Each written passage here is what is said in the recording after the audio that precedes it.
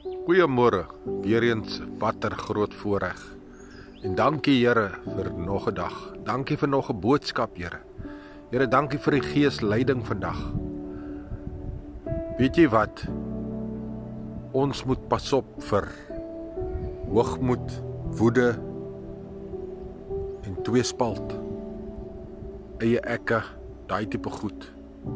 Jy weet daar was 'n koning, sy naam was Jehoram was sy naam. Hierdie koning se ingewande het by sy maag uitgekom. 2 Kronieke 21 vers 12 tot 20.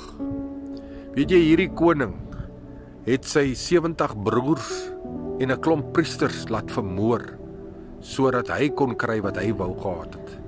En dit was om koning te word. Weet jy, op 'n stadium het die Here God vir Elia na hom toe gestuur met 'n geskrewe woord, maar hy het dit ook verag.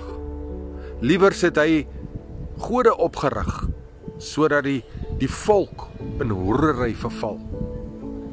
Weet jy, en op 'n dag, die skrywe het gesê dat jou broers, jou susters, jou familie, die mense naby aan jou sal sterf.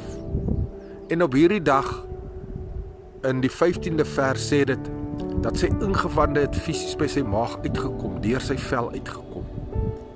En hy is toe later, het hy toe gesterf. Die boodskap vir u en vir ek is, ons moenie in woede, in eie ekke, en ons wil doen om, en ander betrap, om dit te bekom wat ons wil hê nie. Ons moet in nederigheid en sagmoedigheid, moet ons wil in die Here plaas. Ons moet sy woord navolg. Ons moet die Heilige Gees toelaat om ons te wys wat ons op die pad moet doen. En dit sal met ons goed gaan.